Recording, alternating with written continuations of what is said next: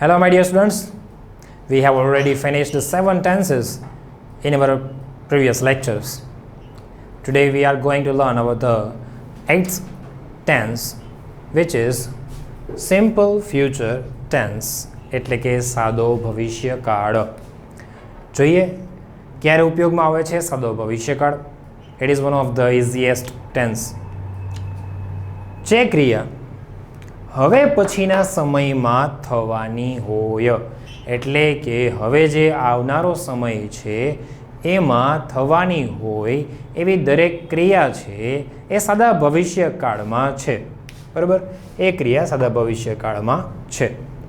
હવે કોઈ પણ ક્રિયા થશે આગળના સમયમાં, તો એ ક્રિયાની જો આપણે અત્યારથી જ વાત કરવાના હોય કે આ સમયે આ ક્રિયા બનશે, એવું જ્યારે આપણે કહેવું હોય ત્યારે આપણે જનરલી સદા ભવિષ્યકાળનો જ ઉપયોગ કરીએ છીએ કોઈ પણ ભાષામાં, એ પછી ગુજરાતી હોય, હિન્દી હોય કે ઇંગ્લિશ હોય. ક્લિયર? તો જોઈએ આગળ.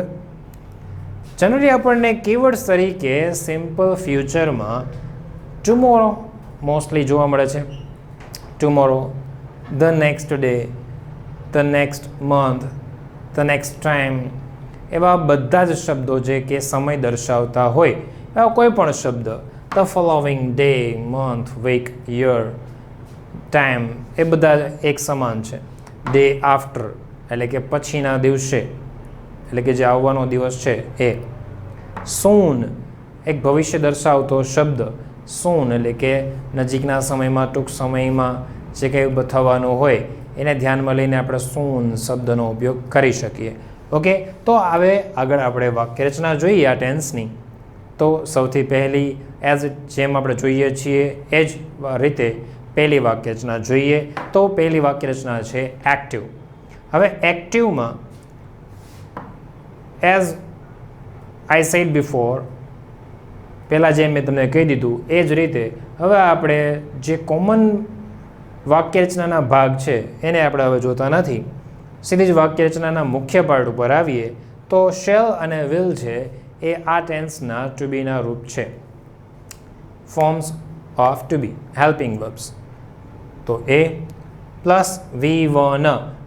શા માટે V1 જ આવશે? કેમ V2, V3 કે V4 નહીં? કારણ કે અહીંયા આપણે એક એવી ક્રિયાની વાત કરી રહ્યા છીએ કે જે હજી બનવાની પણ બાકી છે, હજી બની નથી, એટલે અહીંયા V1 આવે છે. અને એ ફ્યુચર છે એવું બતાવવા માટે આપણી પાસે શેલ અને વિલ છે, જે વાક્યમાં એની સાથે સહાય કરવા માટે હોય જ છે. બરાબર, શરૂ કરીએ. સૌથી પહેલું એક્ઝામ્પલ એક્ટિવમાં. I shall start a YouTube channel in the future. Fresh બે એક્ઝામ્પલ તમારા માટે મેં બનાવ્યા છે અત્યારે જ. તો હું ઇન ધ ફ્યુચર એટલે કે ભવિષ્યમાં અ યુટ્યુબ ચેનલ એટલે કે એક યુટ્યુબ ચેનલ શરૂ કરીશ. શરૂ કરીશ. શેલ છે એ ભવિષ્ય બતાવે છે એટલે એનો અર્થ થશે કરીશ. અત્યારે કંઈ નહીં. બરાબર, શરૂ કરીશ. આઈની સાથે મેં શેલ લીધું છે. અગાઉ મેં તમને હેલ્પિંગ વર્બ્સમાં પણ આ સમજાવેલું હતું કે આઈ અને વીની સાથે શેલ જ ઉપયોગમાં લેવું, બાકી બધા સાથે આપણે વિલ ઉપયોગમાં લઈ શકીએ. બીજું એક્ઝામ્પલ જોઈએ. India will manufacture. મેન્યુફેક્ચર એટલે કે ઉત્પાદન કરવું. વેન્ટિલેટર્સ આપણા માટે અત્યારે ઘણો સામાન્ય શબ્દ બની ગયો હોવો જોઈએ, especially in the COVID-19 circumstances. COVID-19 એટલે કોરોનાની જે સમય સંજોગની પરિસ્થિતિઓ હતી ત્યારે આપણે વેન્ટિલેટર શબ્દ ન્યૂઝપેપરમાં, મીડિયામાં બધે ઘણો બધો સાંભળ્યો કે ભારતે ધમણ નામનું એક વેન્ટિલેટર બનાવેલું છે. તો એ જ રીતે એક વેન્ટિલેટર. બરાબર. In India soon. ભારત નજીકના સમયમાં, ભવિષ્યમાં ભારતમાં વેન્ટિલેટર્સ મેન્યુફેક્ચર કરશે એટલે કે ઉત્પાદન કરશે. વિલ તો કરશે. એ ભવિષ્યમાં પોતાના જાતે જ આપણા દેશમાં જ ઉત્પાદન કરશે એવું કહેવા માટે વિલનો ઉપયોગ આપણે એની સાથે કરી શકીએ. બરાબર છે, બંને એક્ઝામ્પલ ક્લિયર છે. ત્યાર પછી બીજી વાક્યરચના જોઈએ, પેસિવ. શેલ વિલ આવશે જ, કારણ કે એના હેલ્પિંગ વર્બ છે, એના ટુ બીનો રૂપ છે, એટલે એની સાથે રહેશે જ. પણ પ્લસ થશે be. Shall will plus be plus passive વાક્યરચનામાં હંમેશા V3 જ આવે. આપણે એવું ઘણી વાર જોઈ ગયા છીએ, સમજી ગયા છીએ અગાઉ ટેન્સીસમાં પણ. Shall will plus be plus V3, always V3 in passive. જોઈએ પહેલા એક્ઝામ્પલને પેસિવમાં કન્વર્ટ કરીએ તો જેમ આપણે અગાઉ શીખી ગયા છીએ જ રીતે વર્બ આપણું ક્રિયાપદ છે, એને પ્રશ્ન પૂછીએ સ્ટાર્ટ કરવું એટલે કે શરૂ કરવું. શું શરૂ કરવું? તો કે અ યુટ્યુબ ચેનલ. આપણને આપણું ઓબ્જેક્ટ, આપણું કર્મ મળી ગયું છે, તો અહીંયાથી શરૂઆત કરીએ પેસિવની, તો અ યુટ્યુબ ચેનલ. ઓબ્જેક્ટ લખી નાખ્યા પછી બીજું સ્ટેપ છે એ આપણી વાક્યરચના છે પેસિવની, એ આખી મૂકવાની. શેલ વિલમાંથી કોણ? વિલ, કારણ કે યુટ્યુબ ચેનલ છે એ આપણા માટે ઇટ બની ગયું છે. આઈ કે વી હોત તો શેલ લખીએ, એ એક્ટિવમાં છે પણ પેસિવમાં આગળ ઇટ આવી ગયું છે, તો હવે લખશું આપણે વિલ. તો અ યુટ્યુબ ચેનલ વિલ બી વાક્યરચના પ્રમાણે V3 સ્ટાર્ટનું સ્ટાર્ટેડ બાય મી, આઈનું થઈ જશે મી ઇન ધ ફ્યુચર. બાકીના શબ્દો, વધારાના શબ્દો as it is, no change. Okay, જોઈએ ત્યાર પછીનું બીજું એક્ઝામ્પલ. પ્રશ્ન પૂછીએ મેન્યુફેક્ચર, ઉત્પાદન કરવું. શું ઉત્પાદન કરવું? તો કે વેન્ટિલેટર્સ. આપણે આપણું ઓબ્જેક્ટ મળી ગયું છે, તો વેન્ટિલેટર્સથી વાક્યની શરૂઆત કરીએ પેસિવમાં. તો ventilators will be manufactured, V3 થઈ જશે મેન્યુફેક્ચર્ડ બાય ઇન્ડિયા. વધારાના શબ્દો ઇન ઇન્ડિયા સૂન, એમને એમ કોઈ ચેન્જ નહીં. બરાબર છે, તો આપણે એક્ટિવ પેસિવ વાક્યરચના, સિમ્પલ ફ્યુચર ટેન્સનું ઇન્ટ્રોડક્શન, આ બધું જ આપણે કમ્પ્લીટ કરીએ છીએ. આગળ હવે જોઈએ આ જ ટેન્સની નેગેટિવ અને ઇન્ટ્રોગેટિવ વાક્યરચના. ઓકે, ત્યાર પછી ત્રીજી વાક્યરચના જોઈએ નેગેટિવની. નેગેટિવમાં અગાઉ આપણે જોઈ ગયા છીએ એ જ રીતે, બસ ટુ બીનું રૂપ અને V1, V2, V3 જે કોઈ પણ વર્બ ફોર્મ હોય એ બંનેની વચ્ચે નોટ મૂકવાથી એ વાક્ય નેગેટિવ બની જાય છે. તો એ જ રીતે અહીંયા shall will plus not plus V1, not છે બસ વચમાં મૂકી દઈએ તો વાક્ય બની જાય છે નેગેટિવ. તો આઈ શેલ નોટ, બાકી બધું common as it is, start a YouTube channel in the future. હું ભવિષ્યમાં યુટ્યુબ ચેનલ ચાલુ કરીશ નહીં, શરૂ કરીશ નહીં. India will not manufacture ventilators in India soon. Bharat નજીકના સમયમાં ભારતમાં જ વેન્ટિલેટર્સ ઉત્પાદન કરશે નહીં. વાક્ય બની ગયું નેગેટિવ, બસ માત્ર નોટ વચમાં એડ કરવાનું રહેશે.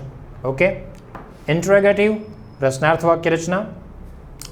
શેલ અને વિલથી વાક્યની શરૂઆત થશે, કારણ કે શેલ વિલ છે એ આ ટેન્સના ટુ બીના રૂપ છે અને કોઈ પણ પ્રશ્નાર્થ વાક્યની શરૂઆત ટુ બીના રૂપથી જ થાય. આપણે એવું અગાઉ પણ જોઈ ગયા છીએ. તો શેલ વિલ સૌથી પહેલાં આવશે, ત્યાર પછી સબ્જેક્ટ આવશે, કારણ કે બે એકબીજાનું સ્થાન લઈ લેશો એમ. V1 અને ક્વેશ્ચન માર્ક. તો શેલ અહીં આગળ આવી જશે, આઈની સાથે છે તો શેલ આવશે. તો shall I start a YouTube channel in the future. બસ બે જ સ્ટેપને એકબીજાને સ્થાને મૂકી દઈએ. આઈ શેલ હતું એની જગ્યાએ શેલ આઈ થઈ ગયું, વાક્ય ઇન્ટ્રોગેટિવ બની જાય છે એ રીતે. તો વાક્યનું ગુજરાતી કંઈક એવું થશે કે શું હું ફ્યુચરમાં, ભવિષ્યમાં યુટ્યુબ ચેનલ શરૂ કરીશ. બરાબર છે. Will India manufacture ventilators in India soon.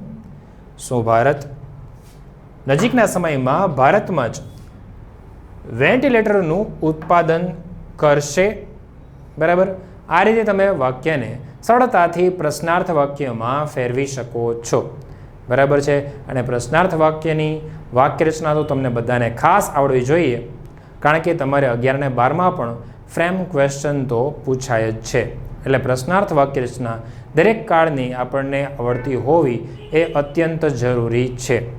Okay, હવે અહીંયા આપણી વાક્ય રચના પૂરી થાય છે, બટ ટેન્સ હજી પૂરો નથી કરતા, કારણ કે આ ટેન્સમાં આપણે હજી એક મહત્ત્વની બાબત શીખવાની અને સમજવાની છે.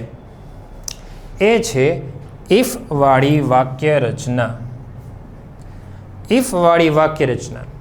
ઇફ એટલે થાય જો તો. આપણે ઘણી વખત આવી ગેમ પણ રમતા હોઈએ છીએ, જો તો.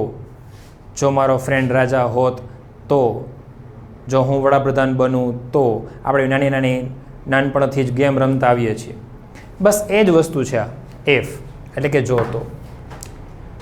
હવે ઇફ વાક્યમાં કઈ રીતે ઉપયોગમાં આવે છે એ ખાસ સમજીએ. હવે અહીંયા એક્ઝામ્પલ એક મારી પાસે છે તમારા માટે. If it rains, I will not go out. If વાળી વાક્ય રચના. if થી એ વાક્યની શરૂઆત થઈ છે.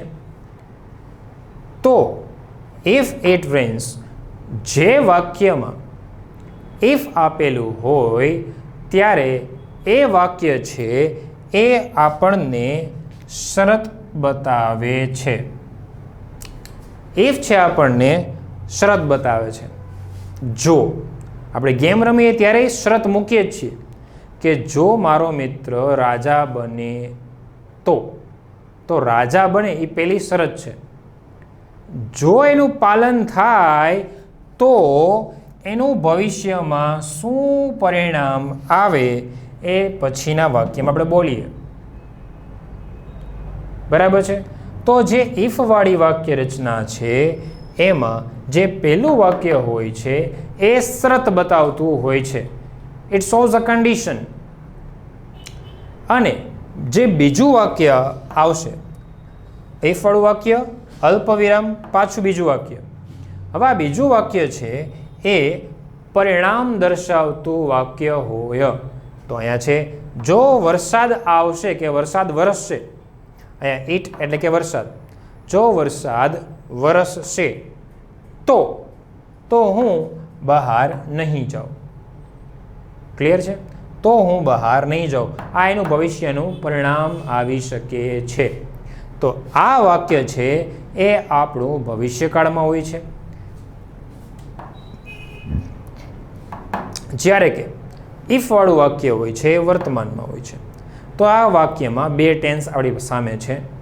જે શરત બતાવતું ઇફ વાળું વાક્ય છે એ સાદા વર્તમાનમાં હોય એટલે રેઇનનું થઈ ગયું રેન્સ. અને જ્યારે બીજું વાક્ય છે એ પરિણામ દર્શાવતું હોય ત્યારે એ ભવિષ્યકાળમાં હોય. એટલે જ આ કાળમાં આવ્યું વિલ અને V1 જે આપણા કાળની વાક્ય રચના હતી. Shall will plus V1. આપણે વિલ અહીંયા મૂક્યું છે, શેલ પણ મૂકી શકીએ. બેનો આપણે ઉપયોગ અહીંયા કરી શકીએ. ક્લિયર છે? તો ખાસ યાદ રાખવું, ઇફ વાળું વાક્ય છે શરત દર્શાવશે અને એ સિમ્પલ પ્રેઝન્ટમાં આવશે. જ્યારે કે બીજું વાક્ય છે એ પરિણામ દર્શાવશે એટલે જ એ વાક્ય છે એ સાદા ભવિષ્યકાળમાં આવશે એટલે કે સિમ્પલ ફ્યુચરમાં આવશે. એ જ રીતે બીજું એક્ઝામ્પલ જોઈએ એનું. ઇફ યુ વર્ક સ્માર્ટ, જો તમે સ્માર્ટ વર્ક કરશો. વર્ક અહીંયા V1 છે. શા માટે? કારણ કે આ સિમ્પલ પ્રેઝન્ટ છે. તો શું થશે? જો તમે સ્માર્ટ વર્ક કરશો તો you will score good marks.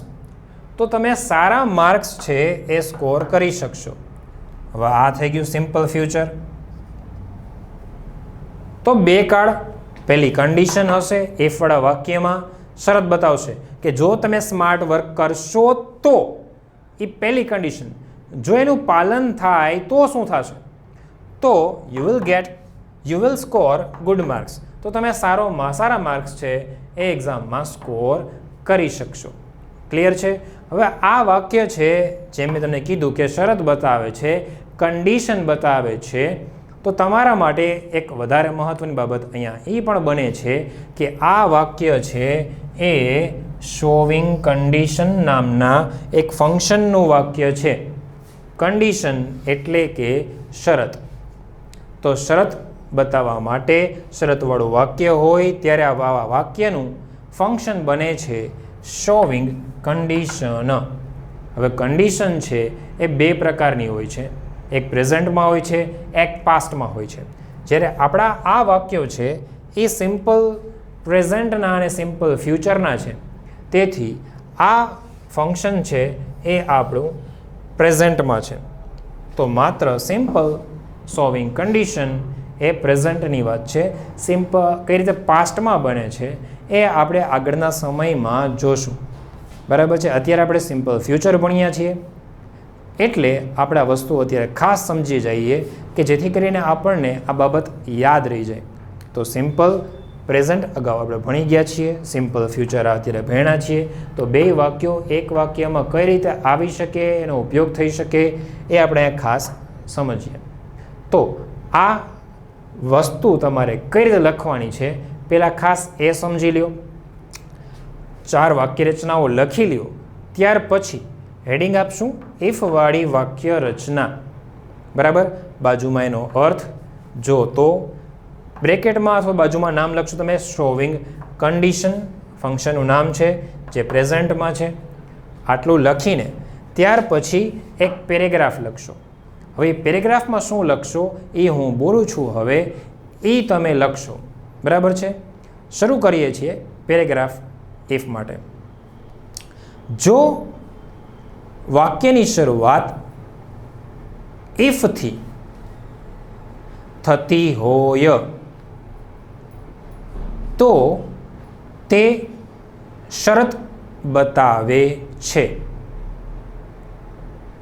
જે સાદા વર્તમાન કાળમાં હોય છે.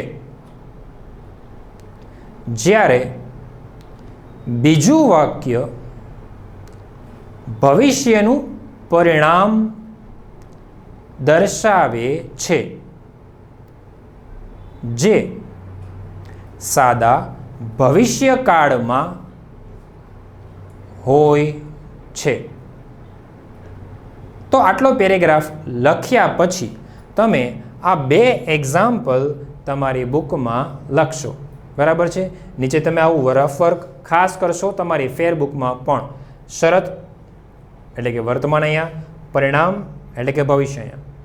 ક્લિયર? તો અહીંયા આપણો આ ટેન્સ અને કન્ડિશન કમ્પ્લીટ થાય છે. Thank you very much.